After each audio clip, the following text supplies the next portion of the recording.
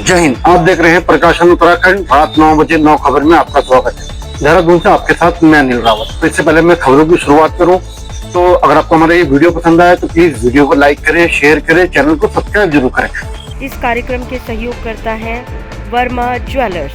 Verma jewellers, शुद्धता की guarantee, Doval चौक, नेहरू ग्राम, देहरादून।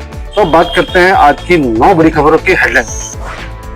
मोर्चे का हमला, कटघरे में उत्तराखंड राजभवन, पूछा गवर्नर साहब मंत्री के भ्रष्टाचार की गूंज क्यों नहीं सुनाई दे रही।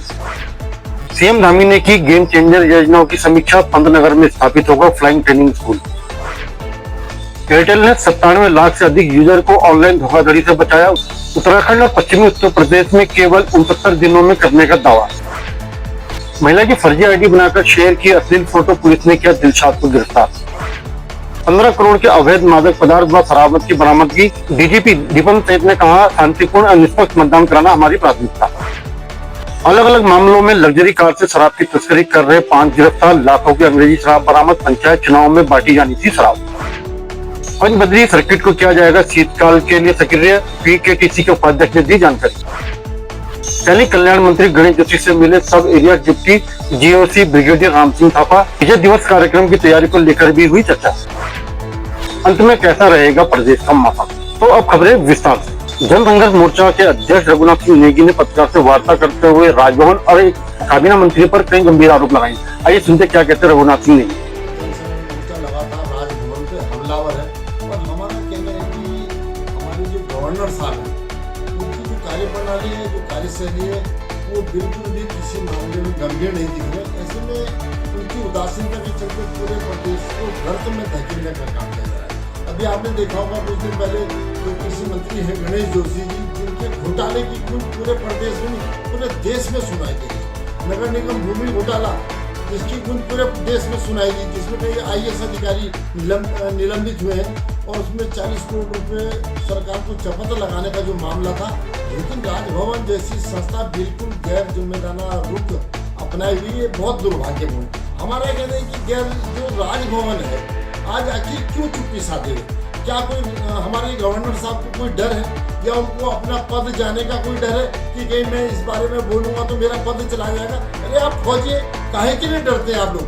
आपको इस बात को देखना चाहिए कि प्रदेश के अंदर गणेश जोशी जी ने जिस तरह से लूटने का काम किया, सैकड़ों करोड़ रुपए की अघोषित संपत्ति जो उन्होंने साम्राज्य बनाया, इस मामले में उनकी चुप्पी है। और ऐसे अधिक संपत्ति के मामले में गणेश जोशी जी के माननीय न्यायालय सरकार को कह चुका था, इसमें FIR के लिए अनुमति मांगी थी, लेकिन उन्होंने उनको बचाने का काम किया।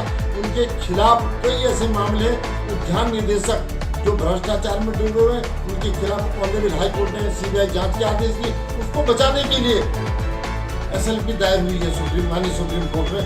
ये हालत है तराई बीज निगम है, उसके साथ कृषि मित्र मेला में जो घोटाला है, जैविक खेती बागवानी के विदेशी टूर में जो घोटाला है, निर्माणाधीन सैन्य घोटाला, इतने ज्यादा घोटाले उनके नाम पर आज दर्ज हैं। लेकिन बावजूद इसके राजभवन खामोश क्यों है, ये हमारी चिंता का विषय है।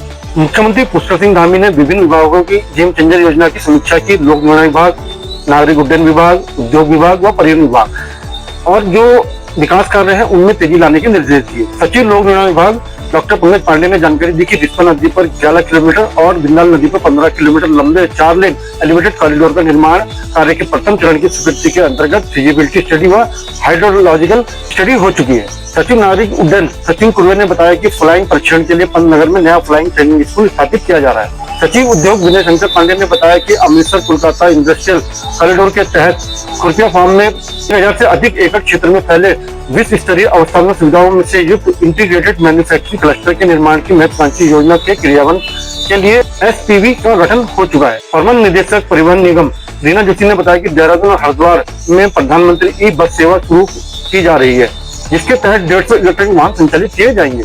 भारतीय एयरटेल ने दावा किया है कि उत्तराखंड और पश्चिमी उत्तर प्रदेश में बढ़ती ऑनलाइन धोखाधड़ी के खिलाफ AI आधारित फ्रॉड डिटेक्शन सिस्टम लॉन्च के तहत एयरटेल ने उत्तराखंड और पश्चिमी उत्तर प्रदेश में मात्र 69 दिनों में लगभग 97 लाख से ज्यादा अधिक यूजर को सफलतापूर्वक ऑनलाइन ठगी से बचाया।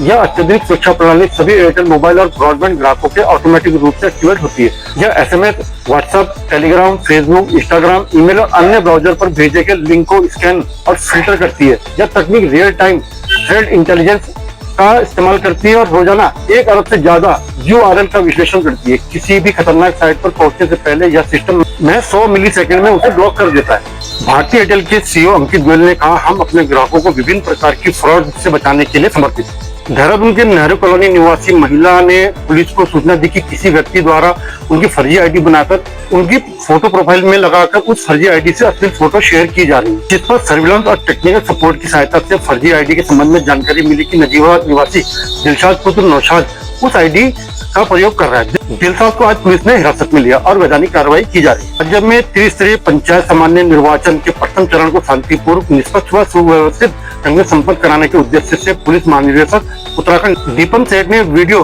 कॉन्फ्रेंसिंग के माध्यम से प्रदेश के दोनों परिक्षेत्र एवं समस्त जनपद प्रभारियों के साथ विस्तृत समीक्षा गोष्ठी आयोजित की। बैठक में कानून व्यवस्था निर्वाचन के पुलिस नोडल अधिकारी पुलिस महानिरीक्षक डॉक्टर नीलेश भरे ने राज्य भर में पंचायत चुनाव के प्रथम चरण की पुलिस तैयारी, फोर्स की तैनाती आदि से पुलिस महानिदेशक को अवगत कराया। पुलिस महानिदेशक ने कहा कि त्रिस्तरीय पंचायत चुनाव लोकतांत्रिक व्यवस्था के महत्वपूर्ण पर्व है। प्रत्येक मतदाता को सुरक्षित, शांतिपूर्ण एवं निष्पक्ष वातावरण में मतदान का अवसर उपलब्ध कराना हम सभी की प्राथमिक जिम्मेदारी है। पंचायत चुनाव के दौरान देहरादून के सैलाकोई क्षेत्र में अलग अलग स्थानों पर अभियुक्त विशाल रावत को 10 पेटी अंग्रेजी शराब व शिवम कश्यप को 2 पेटी अंग्रेजी शराब के साथ गिरफ्तार किया गया। वहीं दूसरे मामले में मेहताब, शौकीन और राजवीर से करीब 1.5 लाख रुपए की कीमत की 12 पेटी अंग्रेजी शराब बरामद हुई। पूछताछ में अभियुक्तों ने बताया कि पंचायत चुनाव में वोटरों को प्रभावित करने के लिए शराब की तस्करी कर लाया जा रहा था। श्री बद्रीनाथ केदारनाथ मंदिर समिति के उपाध्यक्ष ऋषि प्रसाद सती ने कहा कि शीतकालीन यात्रा के लिए पंचबद्री पंचकेदार पर्यटन सर्किट को सक्रिय किया जाएगा तथा यहाँ शीतकाल में भी यहाँ यात्रा का विस्तार किया जाएगा। श्री ध्यान बद्री उद्गम और विद बद्री विचलन के भ्रमण के बाद उन्होंने कहा कि PKTC का प्रयास है कि श्री बद्रीनाथ एवं केदारनाथ यात्रा के साथ सहवर्ती मंदिरों में भी तीर्थयात्री दर्शन को पहुंचे।